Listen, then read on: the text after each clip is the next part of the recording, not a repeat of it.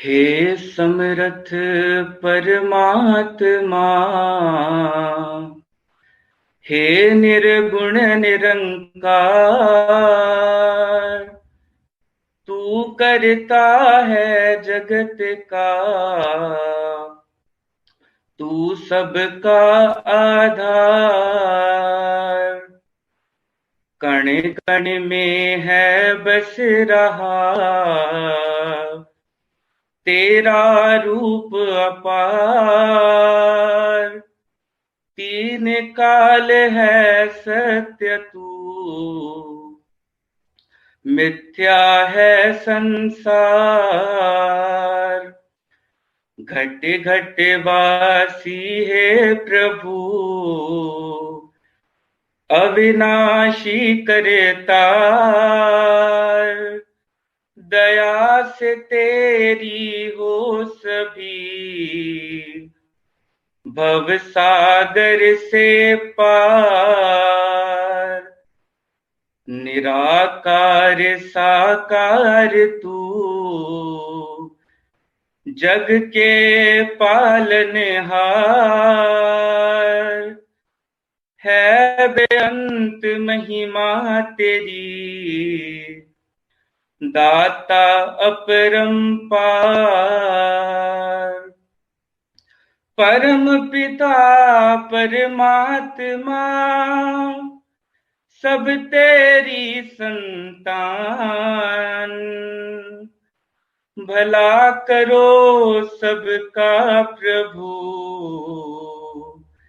सबका हो कल्याण। भला करो सबका प्रभु, सबका हो कल्याण। साथ संगत जी प्यार से कहना था तो हर जगह हर वक्ता हर स्थान पे बस ये सत्संग में जो निचोड़ की बात करें तो वो यही है कि इस गुरु को, इस निरंकार को पाया जा सकता है।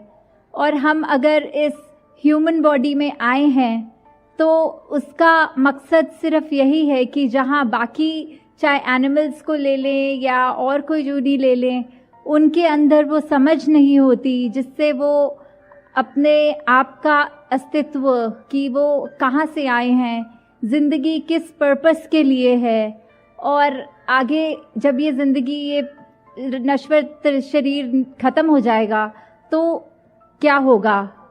तो ये सब जो है ये हम चाहे कोई भी पुराने शास्त्रों को उठा लें या अपने दिमाग से भी अगर लॉजिकली एनालाइज करके देखें तो यही पता लगता है कि इसी का जो परमात्मा रूप है, ये जो एंडलेस है, ये कतरे कतरे में है, और हम जो आत्मा हैं वो उसी की अंश हैं।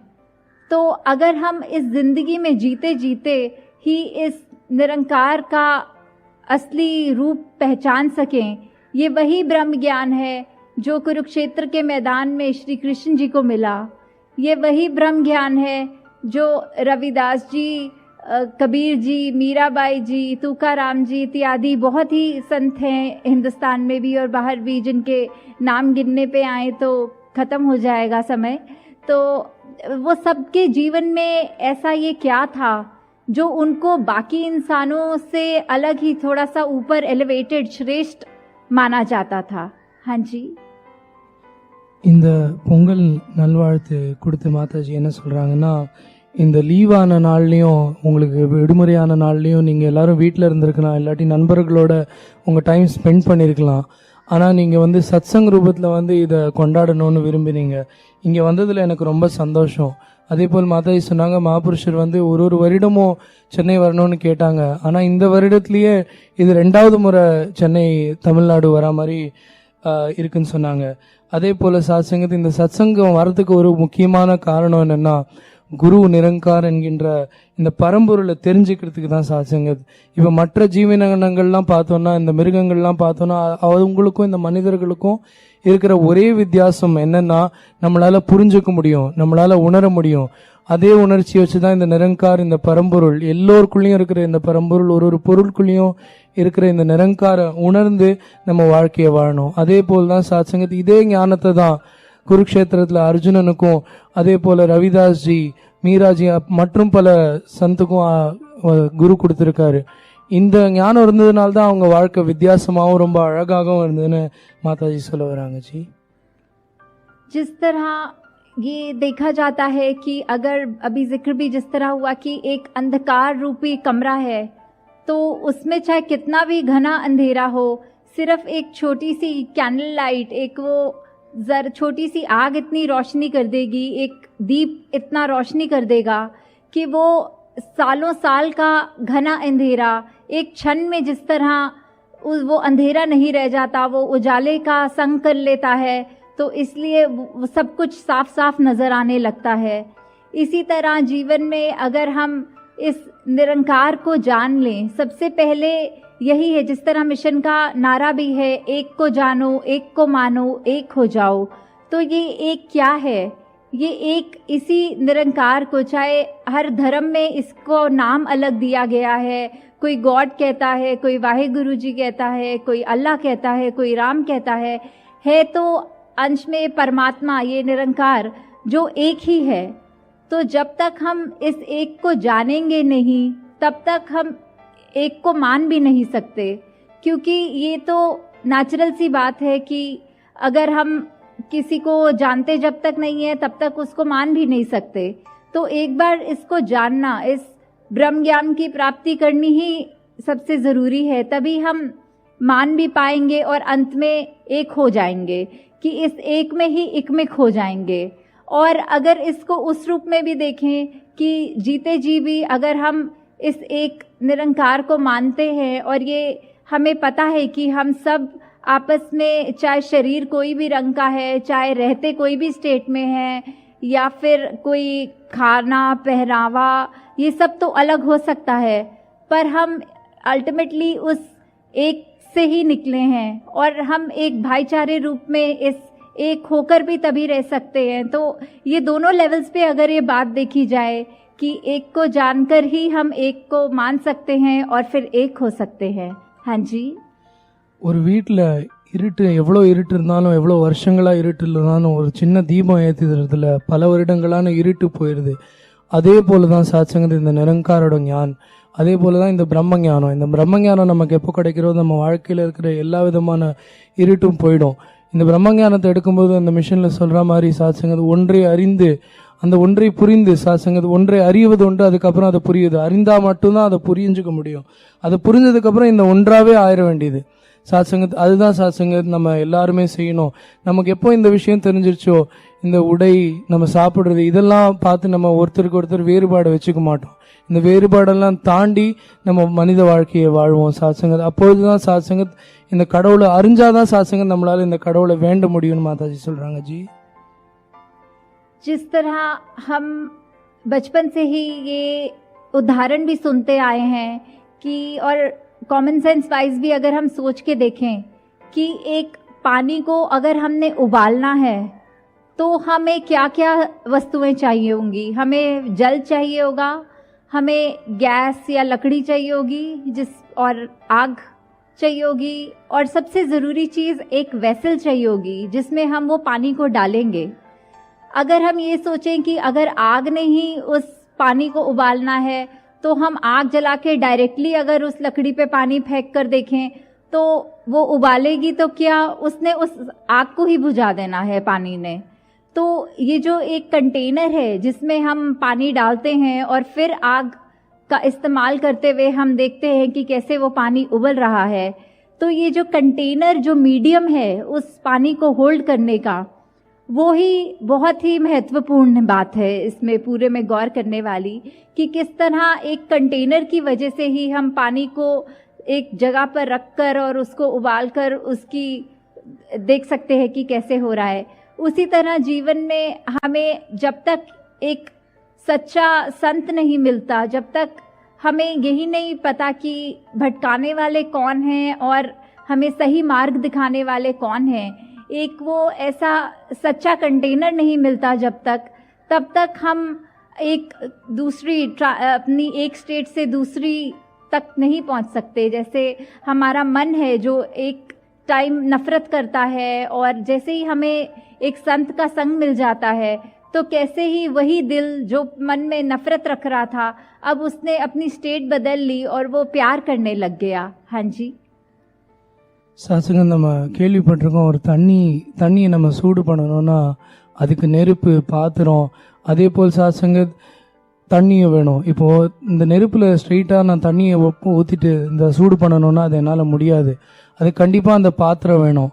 அந்த பாத்திரம் எவ்வளோ முக்கியமான ஒரு விஷயம் அந்த இடத்துல. அதே போல் தான் சாத்சங்கம் நம்ம வாழ்க்கையில் பல நண்பர்கள், பல ஆட்கள் நம்ம வாழ்க்கையில் வராங்க. ரொம்ப முக்கியமான ஒரு பாத்திரம் என்னென்னா அந்த மாபுருஷர். நம்ம ஒரு மாபுருஷரை பார்த்து சந்திச்சதுக்கு அப்புறம் தான் இந்த உண்மை என்னங்கிற விஷயம் நமக்கு தெரியும். அவங்க தான் நம்மளை இங்கே கூட்டிகிட்டு வருவாங்க. அதுக்கப்புறம் தான் நம்ம இந்த உண்மையை புரிஞ்சுக்க முடியும்னு மாதாஜி சொல்கிறாங்க. ஜி, जिस तरह अभी इस सत्संग के रूप में आप सब इतनी मर्यादा में बैठे हैं, इतने अपने उस कंडक्ट में बैठे हैं कि हम ध्यान से जो भी बातें आ रही हैं उसको सुन भी रहे हैं, उसको ग्रहण करके। पर बात सिर्फ वो नहीं है कि सत्संग का जो रूप है वो यहाँ पे सीमित हो जाएगा। इसके बाद जब हमने घरों को जाना है तो क्या जो आज यहाँ पे सीखा वो हम अपने जीवन में इम्प्लीमेंट कर रहे हैं कि नहीं, ये हर एक को इधर आए आज ये सोचना है कि किस तरह ना कि सिर्फ बस सुने ही, पर अपने मन में वो अच्छी बातों को डाल लें ताकि जो जीवन है आगे चलने वाला वो अंधकार में ना रहे। जिस तरह कहा भी है कि तिमिर गयो रवि देखते, कि किस तरह जैसे ही एक सूरज आता है तो अंधेरा चला जाता है। वही बात जैसे दासी कुछ देर पहले भी इसी टॉपिक पे बात कर रहे थे कि ये ऐसे ही होता है जब यहाँ आकर संतों की इतनी इनलाइटेंड बातें सुनते हैं, उनको अपने मन में बसाते हैं, तो जीवन भी हम निरंकार की कृपा से ऐसा ही अपना कायम करें कि हर कोई हमारे जीवन में इस तरह ये स्पार्क देखे और बोले कि इस व्यक्ति का जीवन बाकियों के जीवन से अलग क्यों है। तो निरंकार कृपा करे कि आप सबको जिस तरह ये दर मिला है, आप सब अपने जीवन में औरों को भी उस तरह प्रभावित करें कि किस तरह हम नैरो माइंडेडनेस को छोड़ के एक ब्रॉडर विजन रखें, हर चीज़ में विशालता रहे, नम्रता रहे, और ये गुण जो भी हम शुरू से सुनते हैं बचपन से कि एक ह्यूमन वैल्यूज़ जो एक होनी चाहिए, जो जिसकी वजह से ही एक इंसान को इंसान कहा जाता है। इंसान हम हैं इस शरीर में, तो सिर्फ ये ही नहीं है हमारी पैरामीटर कि हम क्योंकि 2 आँखें, 1 नाक और ये ऐसा आकार है तो इसीलिए ही हम इंसान नहीं हैं। अगर इंसान है तो वही बात मनुर्भव कि मनुष्य बनो, कि इंसान के शरीर में भी आके अगर इंसान बनने को बोला जा रहा है तो वो वही बात है कि वो जो ह्यूमन क्वालिटीज़ हैं जिसकी वजह से एक इंसान को इंसान असल रूप में कहा जाता है, वो सब हम अपने जीवन में डे टू डे लाइफ में वो क्वालिटीज़ रखें ताकि हम सच में ये बात ना ही सिर्फ अपने तक रख सके बल्कि जो भी हमारे कांटेक्ट में आए उस तक ये रख सके। हाँ जी, சாத்சங்கத் இந்த ஒரு சின்ன விஷயம் என்னென்னா, இந்த உலகத்தில் சாத்சங்கத் எந்த ஒரு விஷயங்கள் நடந்தாலும் சாத்சங்கத் அது நல்லெண்ணத்தோடு நடக்கணும். அதே போல் சாத்சங்கத் இங்கே வந்து நம்ம சத்சங்கில் உட்காந்து இந்த நல்லெண்ணங்களை கேட்டால் மட்டும் போகாது. இதை சாத்சங்கத் இங்கே மட்டும் ஆனந்தம் எடுத்தால் போகாது. நம்ம வீட்டுக்கு போய் சாத்சங்கத் நம்மளோட பழகிறவங்க கிட்ட நம்ம அந்த அன்போடையும் அந்த பாசத்தோடையும் பழகணும்னு மாதாஜி சொல்கிறாங்க. ஏன்னா சாத்சங்கத் மனிதனோட வாழ்க்கை வந்து அவன் மனுஷன் எப்போ கூறப்படுறான்னா அவங்ககிட்ட அந்த மனித தன்மைகள், அன்பு, பாசம், பணிவு இதெல்லாம் இருக்கும்போது தான் அவன் மனிதன்னு கூறப்படுறது. இல்லைன்னா அவனை மனிதனாயும் மனிதன்னு கூறப்படுறது கிடையாது. அதனால இந்த விஷயங்களை நம்ம கிட்ட இருக்கிறவங்க, நம்ம ஃபேமிலியில் இருக்கிறவங்க எல்லாருக்கூடையும் நம்ம வந்து அன்போடையும் பாசத்தோடையும் பணிவோடையும் நடந்துக்கணும். அதே போல் இதெல்லாம் நடந்துக்கிட்டால் மட்டும்தான் சாத்சங்கத் நம்மளை மனிதர்கள்னு கூப்பிட முடியும்னு சாத்சங்கத் மாதாஜி சொல்கிறாங்க. ஜி, दिल्ली से तो निकले हुए 1 महीने से ऊपर हो चुका है, जिसमें राजस्थान, महाराष्ट्र, कर्नाटका, तमिल, केरला और भी अन्य कुछ जगहों को कवर करने का मौका मिला। और आज इधर फिर से तमिलनाडु आके आपके चरणों में रहकर भी बहुत जहाँ खुशी है। वहाँ और अभी आगे भी है कुछ दिनों का टूर, और उसके बाद 29 जनवरी को वापस दासी ने दिल्ली जाना है। तो उसी तरह आपका हर जगह जहाँ भी सत्संग हुई है, यही भाव जो है वो देखकर दातार से यही अरदास निकलती है कि ये सत्संग रूप जो आपका है आज इस पंडाल में तक सीमित है। निरंकार कृपा करे कि आगे से आगे एक दूसरे को उत्साह देते हुए हमने इस संगत में भी इजाफा करना है। सात संगत जी धन्यकार। हाँ जी, சாத் சங்கத் டெல்லியிலேருந்து கிளம்பி ஒரு மாதத்துக்கு மேலே ஆகிவிட்டது. சாத் சங்கத் இதற்கு இடையில் சாத் சங்கத் ராஜஸ்தான், கேரளா மற்றும் மகாராஷ்டிரா இந்த இடங்கள் எல்லாம் போயிட்டு சாத் சங்கத் இங்கே வந்ததில் ரொம்ப சந்தோஷமாக இருக்குது. அதே போல் திருப்பி 29ஆம் தேதி டெல்லி கிளம்புற பிளானில் இருக்குது சாத் சங்கத். நங்கார் எல்லாருக்கும் இந்த ஆசீர்வாதம் கொடுக்கணும், எல்லாருக்கும் இந்த ஆசீர்வாதம் கொடுத்து இந்த சின்ன இடத்துல மட்டும் இத்தனை பேரோட சத்சங்கம் செய்கிறத விட இன்னமும் மேல் கொண்டு சாத்சங்கத்தை இன்னும் அதிகமான நம்மளோட பிஹேவியர் சாத்சங்கம் நம்மளோட பழக்கங்களையும் நம்மளோட பணிவையும் பார்த்து இன்னும் இந்த மிஷன் பெருசாகணும்னு மாதாஜி கேட்டுக்கொள்கிறார். சத்சங்கத்தில் எல்லோரும் அன்போடு சொல்வோம்.